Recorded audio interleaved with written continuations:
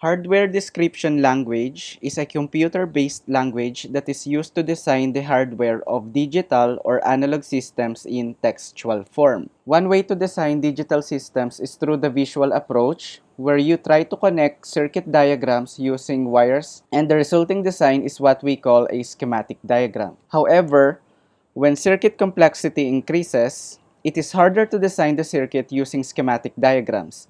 And this is where we turn to textual computer language that concisely captures the details of the digital design. The key advantage of using a textual form of design like a standardized HDL or hardware description language is that when you pass your circuit design to other engineers or designers, they can easily understand it and edit it in an efficient manner. When they want to edit your circuit, they will just change a few lines of codes instead of disconnecting and connecting some wires. Here are some examples of different hardware description languages. Altera Hardware Description Language or AHDL is an HDL developed by Altera Corporation, and it is used for Altera's complex programmable logic devices or CPLDs and field programmable gate arrays or FPGAs. Just Another Hardware Description Language or JHDL is an HDL that allows you to build circuits using object-oriented approach. For example, you can group logic gates into Java objects, etc., etc. VHSIC Hardware Description Language or VHDL is an HDL used to design digital and mixed signals like integrated circuits. In contrast to Verilog, VHDL will require you to write more code for the same task that is about to be carried out. In a way, Verilog is more compact than VHDL. By the way, VHSIC means Very High Speed Integrated Circuits. We now turn to Verilog. Verilog is an HDL that is based on the C language, and it is used for modeling electronic systems. Another example of HDL is SystemVerilog. SystemVerilog is just an enhanced version of Verilog that has additional features like verification language, object-oriented design, etc. In our class, we will be using Verilog because it is the most popular HDL that is used in the semiconductor industry. To start the discussion, let's familiarize ourselves with a few concepts used in Verilog. A Verilog test bench or a test bench is just another Verilog file that is used to test the timing and functionality of a module of a design. We use a test bench to simulate and analyze designs without connecting a physical device like an FPGA. Practically speaking, a test bench is just another code for you to test a Verilog code. Logic synthesis refers to the process of deriving a list of physical components and their connections from the model described by the HDL code. This list of components and their connections is also called a netlist. The logic of a module can be represented in any of these three Verilog modeling styles that I'm about to show you. In gate-level modeling, the circuit is represented by specifying its logic gates and their interconnections. In DataFlow Modeling, operators that act on binary operands are used to represent the logic of a circuit. In Behavioral Modeling, digital circuits are represented at a functional level. Here, the designer only needs to know the algorithm of the circuit, and the designer does not need to know the gate-level design of the circuit. Let's now turn to Verilog basic syntax. When it comes to the basic syntax, first of all, Verilog HDL is case sensitive. In other words, if you change one letter into an uppercase or lowercase letter, then you now have a new variable and so on. White spaces like spaces, tabs, and new lines are ignored. Keywords are lowercase. When we say keywords, these are words that have special meaning in Verilog HDL. In other words, you cannot use them as variable names because they are reserved words in this language. Variable names must start with alphabetic character or an underscore. In any programming language, variable is just a container for values. In addition, system tasks and functions starts with $sign. Comments in Verilog are similar to C language. If you want to have one-line comment, use a double forward slash. If you want to have multi-line comment, use slash asterisk, then the comment, then asterisk slash. Comments are text that have no effect in the simulation. In this demo, I'll begin coding using the old version, then I'll gradually transition to the new version in the succeeding uploads. In Verilog HDL, a module is a fundamental unit that performs a specific function.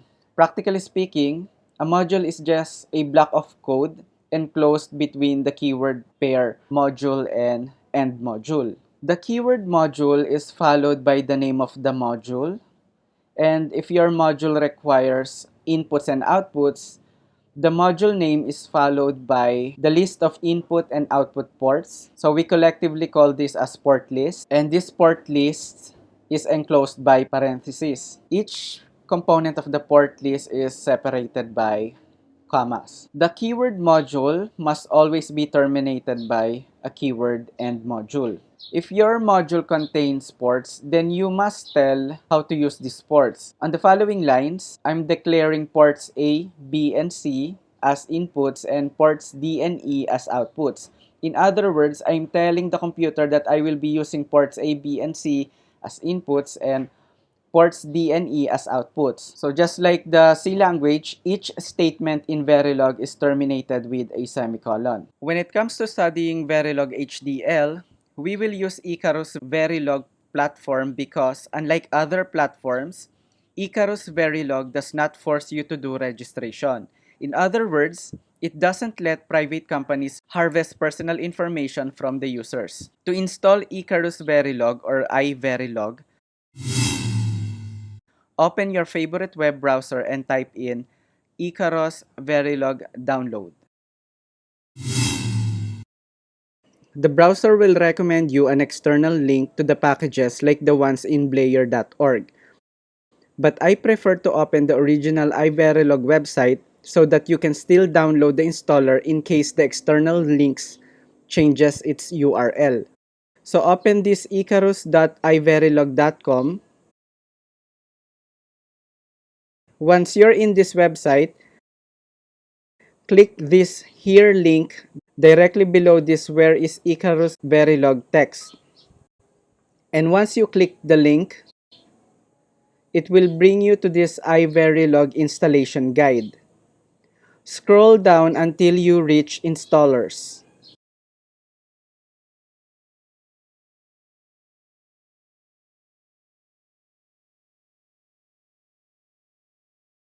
If you're using Windows, choose Icarus Verilog for Windows. Click this link and it will bring you to blayer.org. Go to download section and click the latest stable release, whatever that executable is. Your installer download will now begin. I'll open the downloads folder and transfer the installer on the desktop to remind myself that I will delete it after the installation process. Right-click the installer and run it as administrator because you will be installing it in your C drive. After that, the Icarus Verilog setup dialog box will open. Accept the agreement. Before clicking next, note that it requires you to choose installation folder without spaces. Click next. In my system, it will be installed in C drive /iverilog folder. I'll just click next. Make sure that install GTKWave checkbox is enabled to install GTKWave. Click next. Later, I'll demonstrate the purpose of this GTKWave. Here, you can modify the folder name of Icarus Verilog, but I won't change the default name, so I'll just click next. I don't want to create a desktop icon because I want my desktop to be as clean as possible, so I'll uncheck this one and click next. Then click install.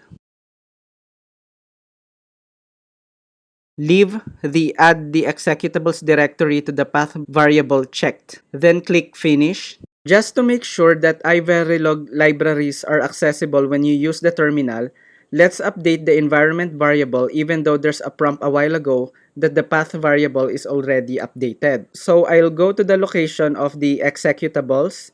In my system, it is in the C drive, iverilog bin. I'll copy this path.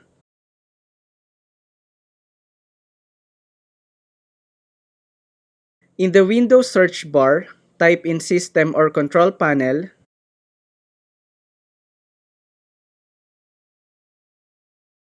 then click Control Panel. Click System and Security,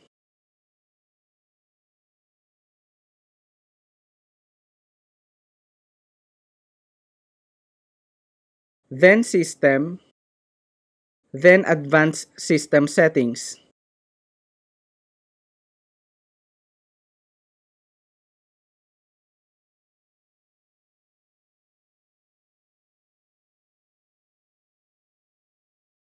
Click Environment Variables.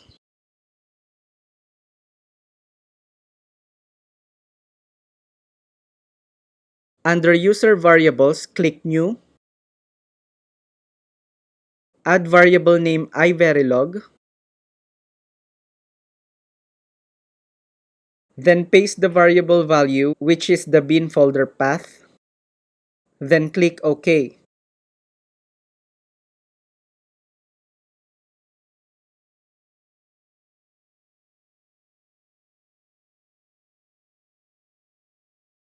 Click OK, and then click OK.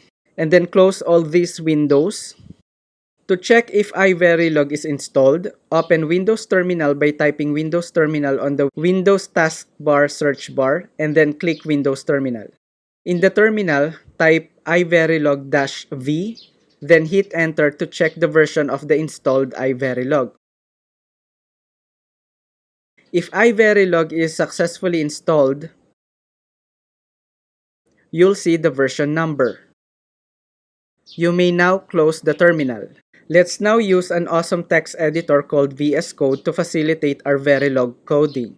To install VS Code, fire up your favorite web browser, then type Visual Studio Code, then hit enter. Go to this first link, code.visualstudio.com.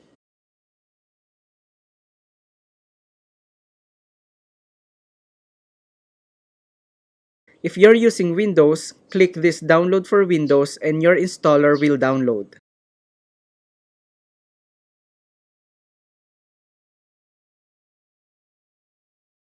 After downloading, click Open File to run the installer. Click Run.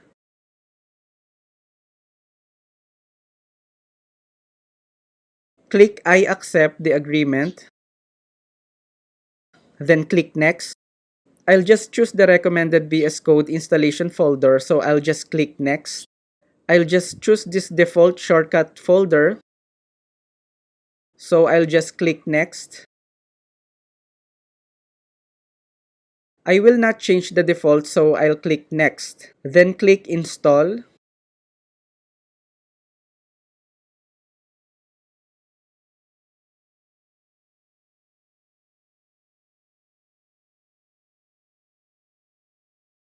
I don't want to launch VS Code for now, so I will uncheck this, then click Finish. We usually open VS Code by typing Visual Studio Code on the Windows taskbar search bar and then clicking the VS Code icon. VS Code can be used with many programming languages. To customize VS Code for Verilog programming, click this extensions button and type Verilog.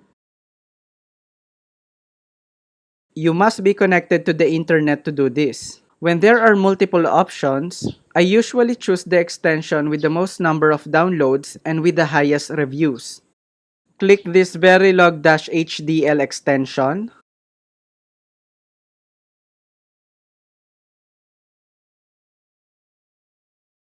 Click Install. After installing the Verilog extension, click File option from the VS Code menu bar, Preferences, then Settings. Collapse extensions and click Verilog configuration.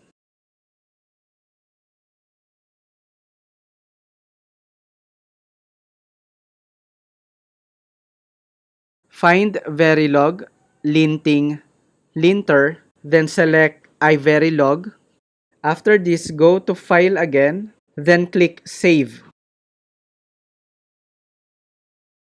Now that everything is in place, let us explore Verilog HDL by implementing a sample circuit like a half adder. But before that, let me open the executables that are created when we install Verilog. If you install it in the C drive of a Windows operating system, we can see the executables at the bin folder. We can access these executables because we updated the Windows path variable a while ago. One of the most important executables here is the GTKWave. So we run this application if we want to view the timing diagrams of our design. Next is the iverilog application, and this application is used to compile the source files. And finally, we have this VVP executable, and later we will run this because this serves as the simulation runtime engine. Now, since my computer is already populated with lots of development softwares, I'll just create a folder here named iverilog underscore test.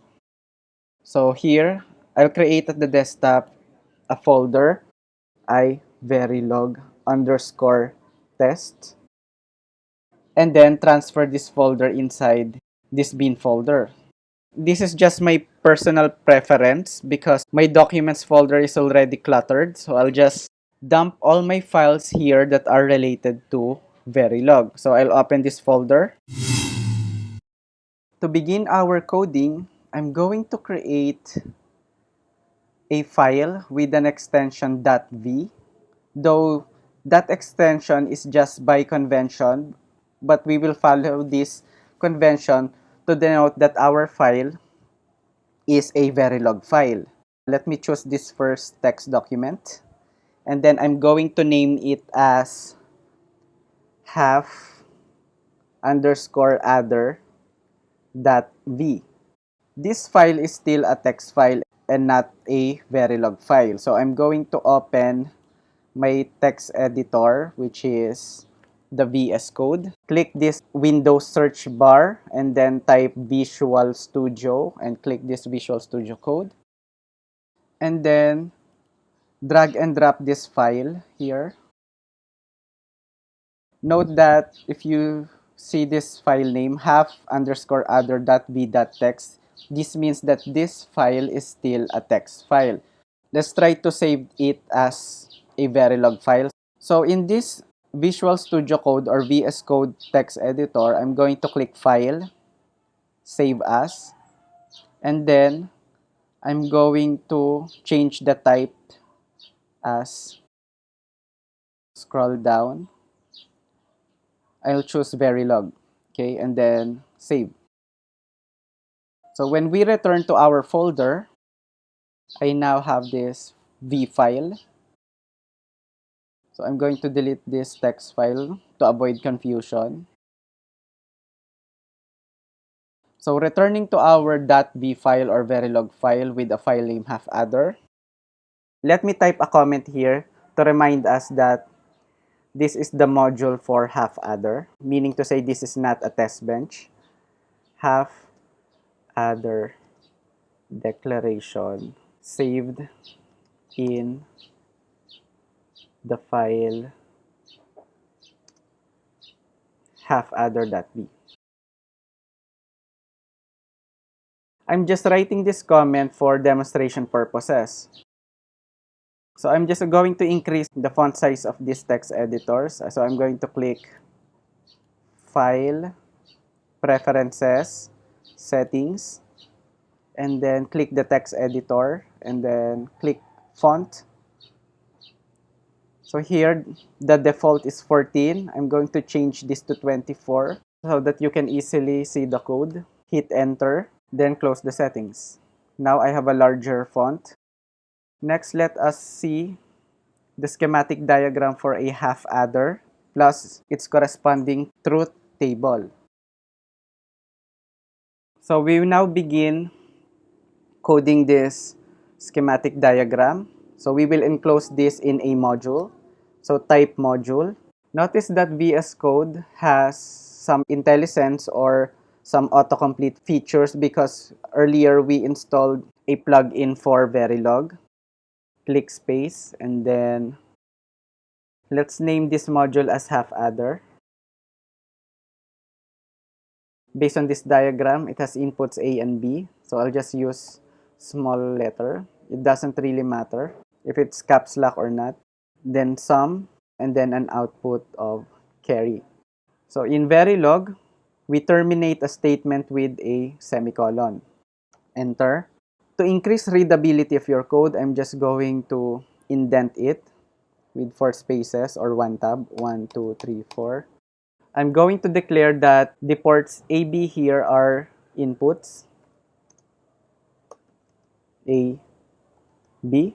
Then terminate it with a semicolon.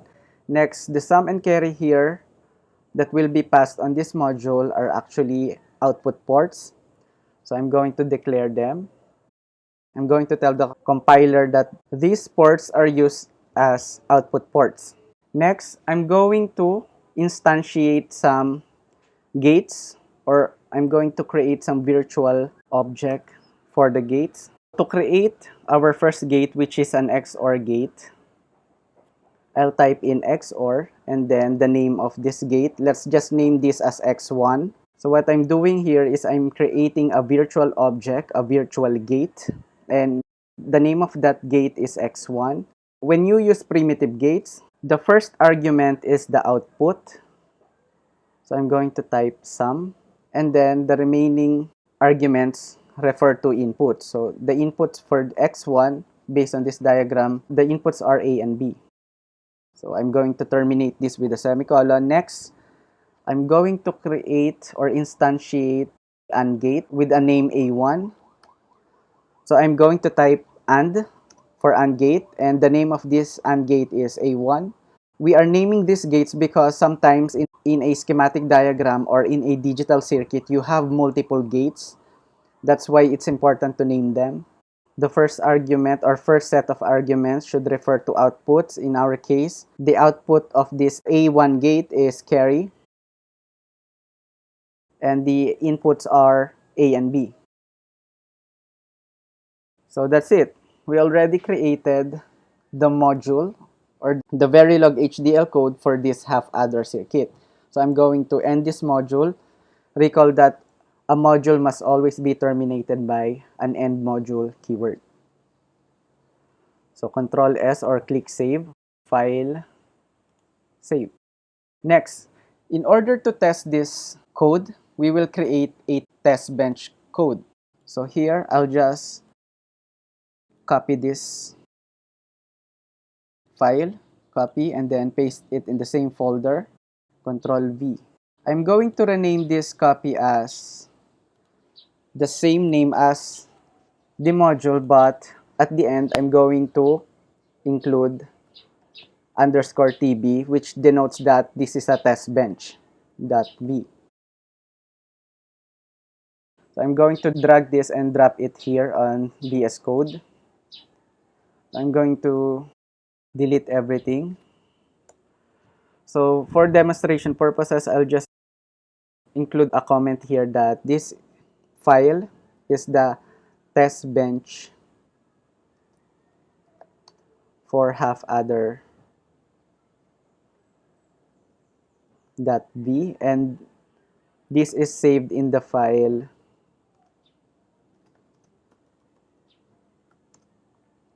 half underscore adder underscore tb, which means testbench.v. So in our class, we use this naming convention that if you want to create a test bench for a specific module, you just name that test bench with the same name as the module name, but include an underscore tb at the end. So we will instantly know that it is a test bench and not a regular module.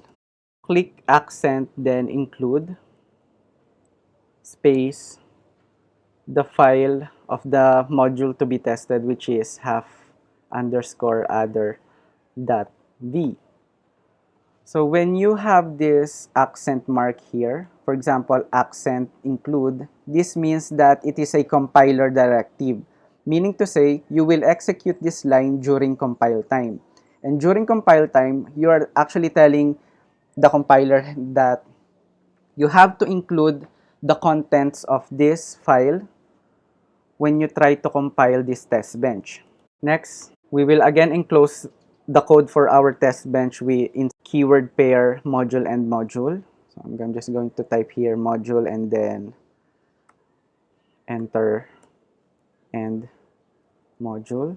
Between these two keyword pair, we will place our code for testing this half adder circuit. So let's name this test bench as half underscore adder underscore TB. And since this doesn't require any inputs and outputs, we don't have to include any ports here. I'll just terminate this with semicolon. In this test bench, I must somehow be able to vary the values of the inputs. So to do that, I'm going to type here reg to denote that A and B are inputs. According to some references, reg means registers, and this is understandable because, as we all know, a register is some digital element that can store a binary value like 0 or 1. Registers can be implemented in terms of flip-flops or an array of flip-flops or any other solid-state components. And as we all know, we can vary the value of register, so this is an appropriate name for a declaration for an input in a test bench. Next, if we want to declare the output of the circuit in a test bench, we use the keyword wire. Although in my opinion, a proper name for this declaration is a probe, because when you have a probe, you're actually measuring a signal that comes from the outputs of a system. So in my opinion, probe is a better term than wire. But then again, in Verilog, when you want to tell the compiler that some variables are used as output, you declare them as wires. So again, the outputs here are sum and carry. After declaring the purpose of these variables, which we will pass as arguments later, we instantiate our module to be tested, which is the half adder module. So to do this, type the name of the module, which is, in our case, we named it as half underscore adder, space, then the name of the instance, for example, add 1. Then we pass these variables a, b, sum, and carry. Sa a, b, sum, carry. If this is an actual circuit, this line of code means that we connect these test ports from our test circuit to the ports of the actual half adder circuit. So I'm going to terminate this statement with a semicolon. When we say instantiate, we're actually creating a virtual object of this circuit in the memory of the computer. Next, we create an initial block, and the code inside this initial block is executed once during the entire simulation. Since we have a small circuit, this initial block is enough to change the values of the registered inputs. If I only have one statement, then this keyword initial does not need to include begin and end, meaning to say after this initial keyword, notice that VS Code auto-completes this initial block, but if you have one line of statement, you can just directly insert your code here. But if you have multiple lines of code inside this initial block, then you have to enclose this with a begin and end statement. So for example, begin and then end. Once you enter this, VS Code auto-completes the entire block. So inside this begin and end block, we will insert our code to change the values of this A and B. So at the beginning, we set the values of A and B to 0. A equals 0, and then b equals 0. Then after 1 second, we replace their values with, based on this truth table, 0 and 1. So I'm going to place b with 1. And then after 1 second, I'm going to change this with 1, 0. I'll just copy this and paste 1, 0. And then after 1 second, I'll change the values to a equals 1 and b equals 1. So when you run this test bench, apparently the registered variables here, a and b, will have different values, but in order to view the timing diagram, we have to dump this saved data, because apparently when you change the values of a and b, the values of sum and carry will also change as well. And in order to record these changes, we're going to dump these changes in this variable in a file. And to do this, let's try to put it inside this begin block also. Let's use the command $dump file. Whatever the changes are in this module, we will save these changes in a file, and we name this file as, for example, halfadder.vcd. I'll terminate this with semicolon. $dump file is a command used to dump the changes in the values of the registers and wires in a file whose file name depends on the argument. For example, in our case, we just name this file as half_other.vcd. VCD means value change dumped.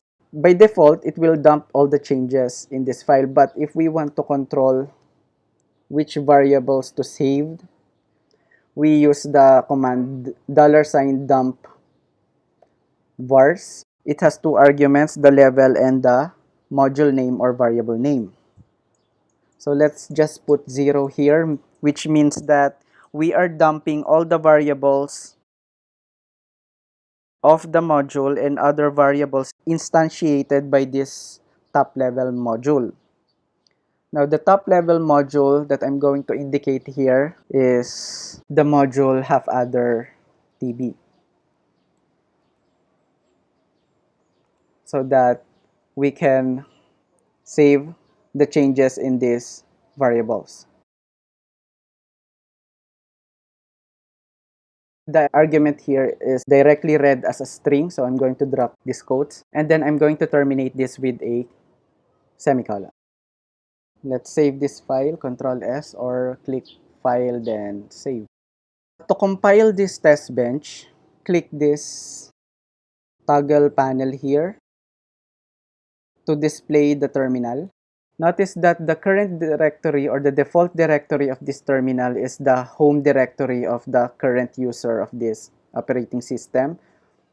But we need to access these files, so I'm going to copy the current location of these files and then go back to my terminal and type cd, which means change directory, and then paste the directory of our files. So I'll click enter. I'm going to click clear just to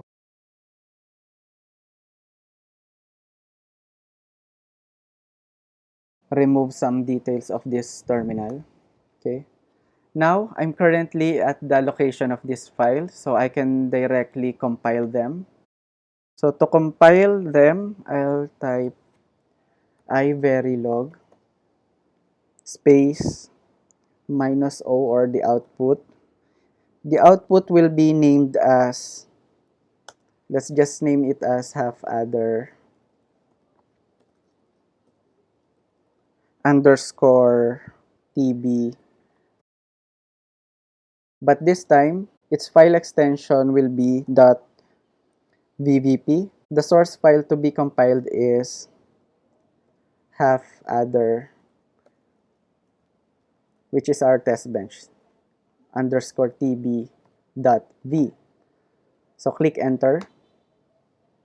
So when I return to this location or folder, notice that a .vvp file is created.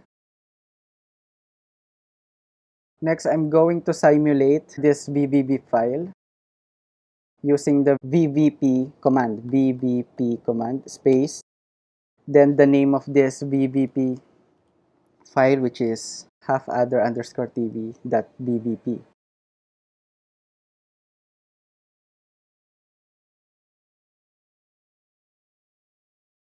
Click enter. If we return to this folder, notice that a .bcd file is created. So this .bcd file is the dump file that contains the changes in the outputs and inputs of this test bench. So to view the timing diagram of this dump file, open GTKWave. So type GTKWave on the terminal and hit enter.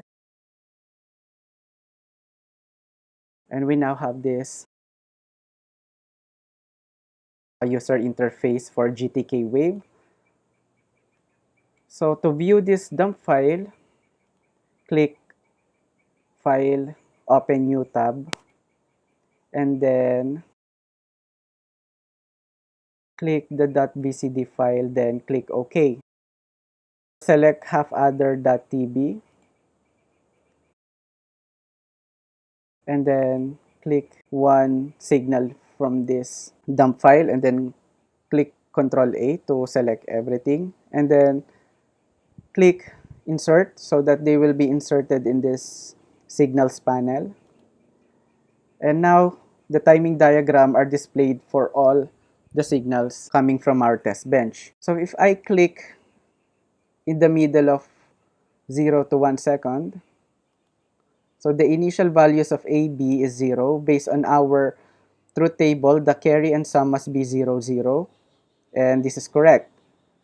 Next, let me click between 1 second and 2 seconds. And the values for A and B are set to 0 and 1. And according to our truth table, the carry and sum of our half-adder circuit must be 0 and 1. And our Verilog HDL code is consistent or correct. And clicking between 2 seconds and 3 seconds, the values for A and B are set to 1 and 0. And based on the simulation, the resulting carry and sum is 0 and 1, which is consistent with our truth table. And finally, clicking beyond 3 seconds, the set values for A and B are 1 and 1, and based on our truth table, the values of carry and sum must be 1 and 0. And if we try to match this with our simulation is correct, which means that we have successfully implemented this circuit using the Verilog HDL. Before we end this discussion, let's look at another circuit that contains multiple gates and multiple wires. To easily code this in Verilog HDL, we label each gates and netlist components. For example, we label the first OR gate with O1, the first AND gate with A1, the first NOT gate with N1, the second OR gate with O2, and the second AND gate with A2. When it comes to the wires, we label this wire with W1, the second wire with W2, the third wire with W3, and the fourth wire with W4. So to implement it in Verilog HDL, I'm going to copy this halfadder.v so that I'll automatically have a Verilog file. And just rename this as, for example, sample underscore circuit. Then I'm going to drag and drop this on our VS Code. I'm going to delete everything.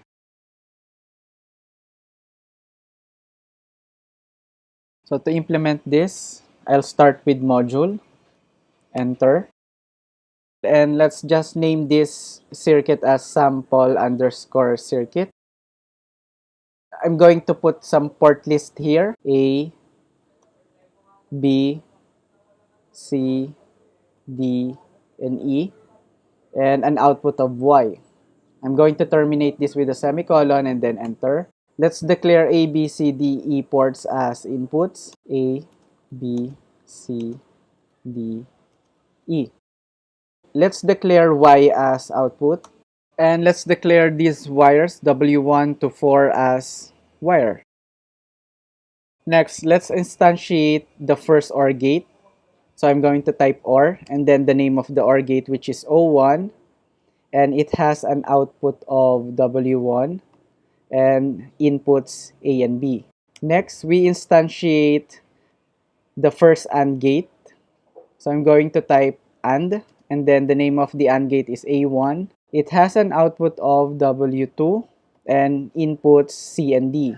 Next, let's instantiate the NOT gate. So I'm going to type NOT space. The name of the NOT gate is N1. The output of N1 is W3 and its input is W1. Next, I'm going to instantiate the second OR gate. So I'm going to type OR space. The name of the OR gate is O2 and its output is W4 and its inputs are W3 and W2. Finally, I'm going to instantiate the second AND gate. So I'm going to type AND space A2. Its output is Y and its inputs are W4 and E. Then I'm going to close this module by writing end module. So to test this, you're going to repeat the same process that I've shown you earlier, and that's it. Don't forget to like this video, subscribe to my YouTube channel, and hit the notification bell button for awesome updates. Thank you for watching.